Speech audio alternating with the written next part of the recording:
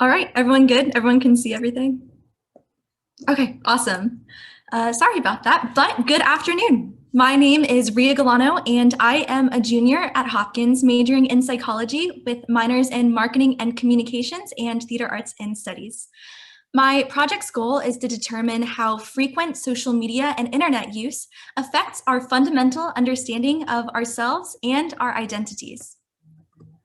According to the Pew Research Center, 45% of teenagers report they are online on a near constant basis. When you factor in the time it takes to learn and record a TikTok dance, filter the perfect Instagram story, and catch up on 50 posts in a Facebook meme group, this finding shouldn't be too surprising. Today, we live in an increasingly virtual world as social distancing guidelines keep us at home and isolated from much of our friends and family. We rely on online orders to deliver our groceries, Zoom to interact with professors and classmates, Netflix to keep us entertained, Google to stay updated on current events, and LinkedIn to fuel our hope for securing a post-pandemic job. Furthermore, dating apps have shown an uptick in activity as people trade Friday nights spent bar hopping for Friday nights spent swiping, and Starbucks dates for FaceTime dates. A new dating platform called OkZoomer was founded specifically for college students to safely meet each other during the pandemic, and it's made almost 350,000 matches to date. Now, the singles love life appears to mimic Love is Blind, Netflix's viral reality TV show where couples are required to get engaged before ever meeting each other face to face.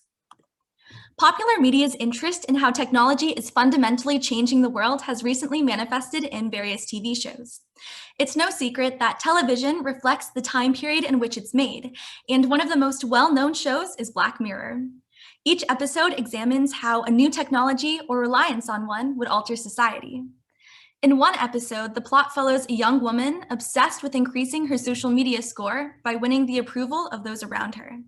In this dystopian society, people wear an eye implant that allows them to rate every person they encounter on a 5-star scale, tying their socioeconomic status, rights, self-esteem, and identities to how people perceive them. This show is not technically based on real-life stories. It constantly seeks to satisfy the big what-if question that looms over our heads as we spend more and more time online. Finally, Netflix's The Circle is a popular media's most intriguing and relevant social experiment with regard to my investigation of how frequent social media use shapes our identity expression. In The Circle, players compete to survive challenges by forming alliances with each other. The catch is that, similar to Love is Blind, they cannot meet each other face to face. So all of their interactions are funneled through an interactive social media platform called The Circle, where they can post photos and status updates and message other players. Sounds a lot like Facebook, right? These photos are all self-presentational strategies that can represent their true selves, or they can pretend to be someone else. The most successful players are perceived to be authentic regardless of whether they are impersonating someone else, but the question is, authentic to what? Authentic to their identities portrayed on the social media platform, authentic to the offline selves they brought into the game, or some combination of the two. Ward defines social media as a supernormal stimulus, meaning it has the potential to shape our identities and behaviors in exaggerated ways we have never encountered before. In humanity's past, we have evolved to adapt to changes in our environment. Why should the introduction of the internet, a brand new environment, cause us to react any differently? Since the internet is a supernormal stimulus, its changes to our environment will be exaggerated, which will elicit an exaggerated response from us in return. Now, when we purchase a new outfit, we can receive validation from 400 likes and 30 comments within 2 hours of posting a photo. Our friends can weigh in on Instagram slider scales while we are deciding whether to dye our hair purple or red. Celebrity status updates are at our fingertips, and sensations like Taylor Swift can drop an entire album with only 24 hours notice and dominate Billboard's charts for weeks after its release. Our interactions with others are no longer limited to those we can meet physically, but expands globally. Instant gratification is the new expectation, and people can bully a classmate or worship a celebrity with a millisecond-long click of a heart. Seidman's 2013 paper investigates the effects of personality on social media use and motivation. Using the Big Five personality inventory, it compares participants' offline personalities to their online representations of themselves. For example, those who score low in emotional stability are likely to be more reserved offline and can often be private with personal issues. However, when on social media, they tend to try to increase their self-esteem by posting long paragraphs of emotional venting for strangers to view, while their offline selves wouldn't even share these thoughts with their closest friends and family members. On the other hand, those who score high in offline extroversion are likely to represent themselves in a similar way while both offline and online, so their self-representations would be expected to look a lot more similar. Because social media is a supernormal stimulus, it has the potential to shape us into two very different identities with contrasting expressions of personality between offline and online environments. The online disinhibition effect occurs when people enter an online domain where there is a lack of accountability for how they choose to act and treat others. Two of the main features of the online disinhibition effect are dissociative anonymity, which allows people to behave out of character while online, and dissociative imagination, which dissociates online actions from offline consequences. Cyberbullies can create anonymous profiles and, when they are being investigated, delete them with the click of a button. To tie this idea of accountability's absence to pop culture, this phenomenon sort of mimics the concept of the purge. In the popular movie franchise, people are given 24 hours to commit any crime they want without consequences. They can wear masks to remain anonymous, which function in the same way as our computer screens. Plus, they can act in whatever manner they want without worrying about it affecting their immediate realities. They can commit heinous acts and then return to their ordinary lives in the blink of an eye. Barring clear differences between allowing people to commit crimes freely and allowing them to drop hate comments on a post, the mutual freedom of expression and its results are fascinating. For some people, this is an ideal setup. A 2016 study by Fullwood, James, and Chen Wilson found that social media users who have a less stable sense of self are likely to present an idealized version of themselves while online. Therefore, they prefer to spend time curating their self-representations in online contexts rather than living as their offline selves. The idea of identity stability will be crucial in determining how people view themselves. That leads us to the big question. When asked about themselves, which self do people reference spontaneously when responding? Their offline self, their online self, or some hybrid of the two? We've been administering psychological surveys for decades, and in the past, we've never had to question which version of themselves participants were drawing from while responding. There was never an option aside from their default selves. Now, given social media's prevalence in our daily lives, it's important to determine whether people consider themselves in offline or online contexts when answering questions, because the findings can fundamentally shape how we approach data analysis in the future. To measure this, I will use 3 versions of a survey. The first will be the same as it's always been, without specifying whether participants should consider themselves in an offline or online context.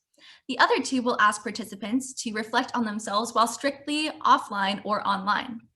The first survey will act as a control for comparison while examining the responses to the other 2. If the responses in the later surveys are different from the control, then it will be possible to determine whether the offline or online survey best matches the original, which will indicate which people consider when they fill out these psychological surveys. To investigate the self, I hope to measure potential changes in personality, self-presentation, self-esteem, life satisfaction, and expressivity while people operate in different domains. The Big Five personality inventory will measure participants' personalities in 5 categories: openness, conscientiousness, extroversion, agreeableness, and emotional stability. The Rosenberg Self-Esteem Scale is a 10-item questionnaire that measures positive and negative feelings about the self. The Berkeley Expressivity Questionnaire measures an individual's emotional expressivity. It's divided into 3 categories: negative expressivity, positive expressivity, and impulse strength. The satisfaction with life scale measures global life satisfaction by determining how closely one's life aligns with their ideals and expectations. To give you a little more background on less mainstream measures, the presentation of online self-scale will determine how participants reflect on their ideal selves. If they feel they present multiple selves between domains, how consistent their self-presentation is, and their preference towards the domains in which they operate, i.e., whether they prefer to be online or offline. The self-concept clarity scale measures the extent to which people have a clear understanding of who they are, how their beliefs align with each other, and how consistently they change perspectives regarding fundamental beliefs. Now that we've reviewed relevant media trends and background literature, we can examine the potential outcomes that might arise from data analysis. I expect that people who score low in self-concept clarity will likely fill out the control survey with their online selves in mind, and the same goes for those low in emotional stability. On the other hand, I expect to find that those who score high in self-concept clarity will fill out the control survey with their offline selves in mind, similar to those scoring high in extroversion. I'm excited to see the results once data collection and analysis are complete, and hope my findings will help raise awareness about how social media is affecting our identities in major ways so that people can switch between offline and online domains with a greater understanding of themselves. Thanks for taking a few minutes out of your Saturday to attend my presentation. If there are any questions, I'd be more than happy to take them.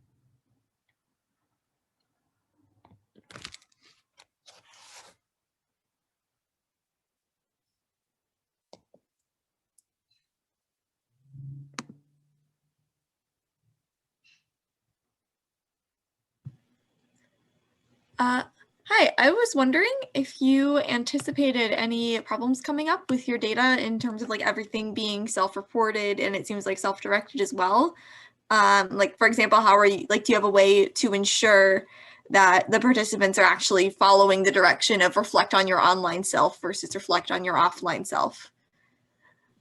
Right. Well, I guess it is associated with the same risks as any self-reported survey. Obviously, you can't stand there and force participants to fill it out exactly and 100% accurately. But what I did do is on the Qualtrics survey, when I was creating the different items, I made sure to really emphasize online and offline contexts.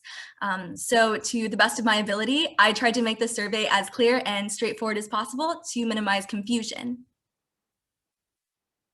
Thank you. Thank you.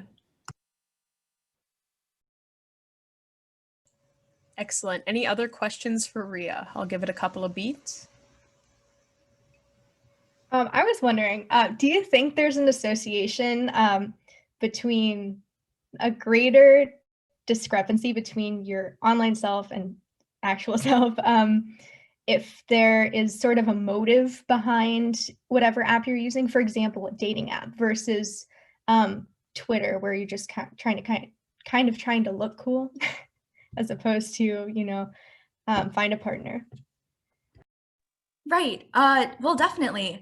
I mean, just taking a look at how people choose to represent themselves on dating apps, obviously it's probably going to look a little bit more like their idealized version, unless they are 100% comfortable with their offline representation. So for example, someone who's high in extroversion, who feels like they represent themselves the same on Facebook as they would in daily life, I'd expect to see that they would, on a dating app, still represent themselves more closely to what they feel on the inside, as opposed to someone who might be, again, low in emotional stability, who might want to represent themselves as someone entirely different on a dating app to try to attract whatever type of partner they think they're looking for. So I think it does still depend on which personality traits they express to the greatest extent.